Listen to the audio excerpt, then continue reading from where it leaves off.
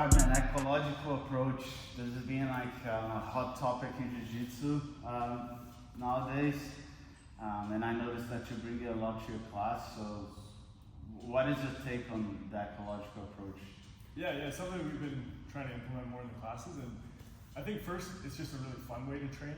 So it's like sparring with the whole class, so it can be a lot of fun that way. It's also very efficient in terms of like work rate, because you're doing a lot of work in a very short amount of time. Yeah. So you're getting to experience a lot of different positions that you normally get from static drilling. Yeah.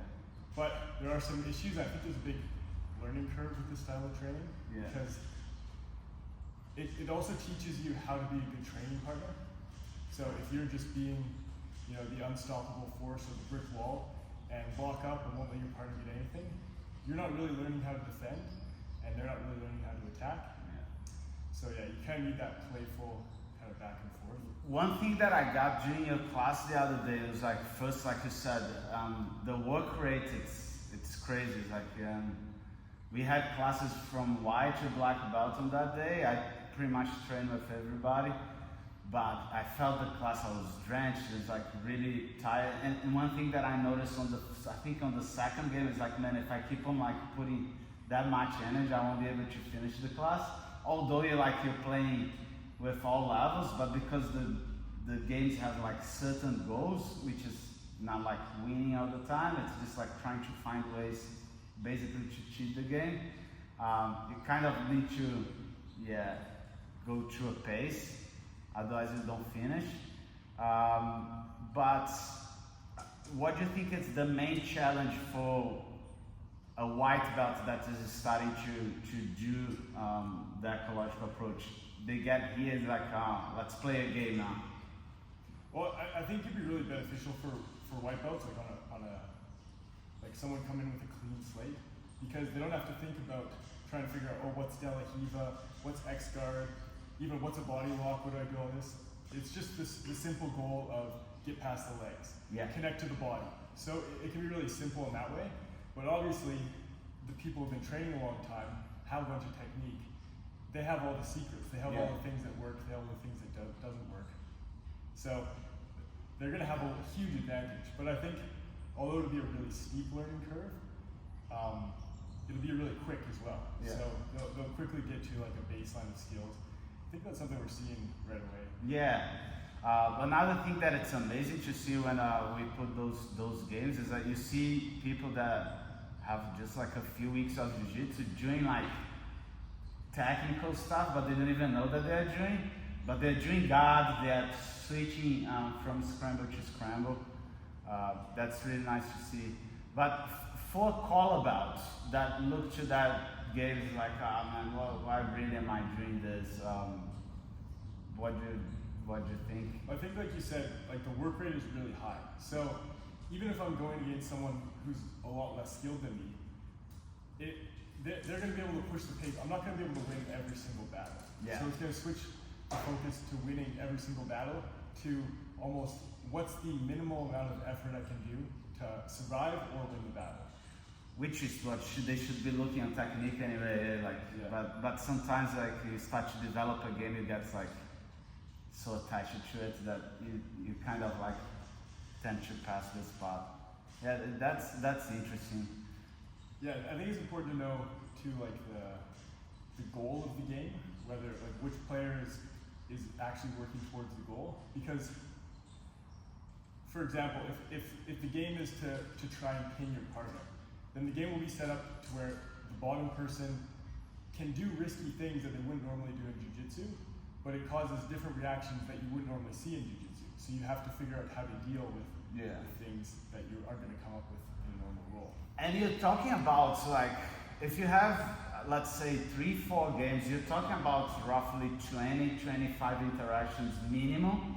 So it kind of loses the purpose to win all the time as well, because what you're really winning in like 30 interactions, instead of if you compare like, in the end we only have 3 rows, it's like my scoreboard is like I lost 2 rows, I won 1 row, but it kind of like the winning and losing lose the purpose and gets much the effective of what you're doing, I would say. Yeah, I think one thing like we're seeing people develop really quickly is becoming a good training partner. Yeah. So like giving in when it's the time to give in, not blocking every single move your partner's doing, because first of all, neither person is really learning that way, and also it's really exhausting to try and shut down every single thing your partner's doing. So eventually, you'll get pretty tired doing that. It kind of shifts the incentive structure. So if you're winning all the time, you're actually learning less. Where if you you be more malleable and play a little bit more, the incentive goes back to you. So you kind of like seeing more position and seeing more interactions. Yeah, pretty cool. And now, what do you think is the weakness of the ecological approach? Do you think it missed, if there is anything at all? I think sometimes it feels like you're trying to trick people into learning things that you already know. Yeah. So, like, there's definitely shortcuts in just telling people the best way to do it, because people have been doing technique a lot. Yeah. Obviously, how long Jiu-Jitsu's been around. Yeah. There's been some things that have worked across all times, so they're still going to keep working. And the most efficient way might be to just tell someone, clamp your legs together when you do that part, instead of forcing them to figure it out. But there is something to be said about figuring it out on your own. Like, how many times can someone tell you a specific point of the technique and you just never do it until you actually experience the victory of doing that? I remember like Saulo saying one thing on those lines that you can say to them as much as you want, they're never gonna really get it, but if you made them or even trick them to figure out by themselves, they're gonna have that in their head forever. So it makes a point.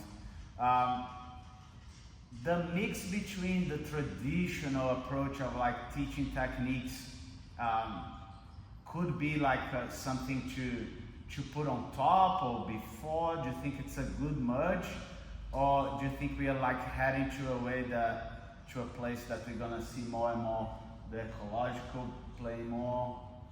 If you got the guy who's kind of like spearheading it all, Greg Saunders, he's like super against drilling or showing any technique, or even mentioning like names of techniques.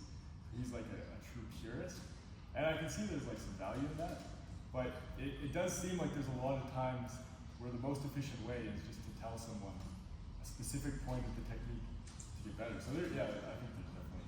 What I felt on my coach sometimes is like it works like back and forth, sometimes like introducing with the game and then come with like a principle, a concept, and then throwing them back on the game. I think this week I did something related to that with the 2-on-1. Yeah. So first people just doing guard, and then if you get a 2-on-1 on the arm, it's gonna make it way harder, and you see them like playing out after. I think that works really, like, for everyone, but especially for newer people, where you don't necessarily have a technique for every position. Yeah. So you struggle in a position for a bit, then you get a very basic technique, and then you have an opportunity to try that out. So I think that's a great way to do it. And the last one that I have in my mind is like, do you think the ecological approach to these games is just a glorified version of partials, or there is something inherent to the games?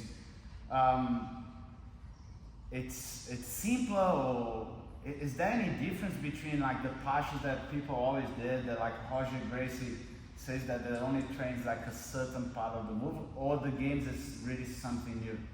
I think there's like a ton of crossover, and there's a lot of pretty much, like 80% is similar, but if you're trying to run a class with just games, with just the ecological approach, you have to make the partials way more complicated. You have to put way more restrictions in and put a much narrower focus, where it's not just like submit versus escape. It's something way more specific, like, oh, you have to control their arm, and that's the only goal of the game. Yeah. So it can get to a point that like you lose them a little bit on the structure as well, because if you have like a zillion games, it's like what really you're playing.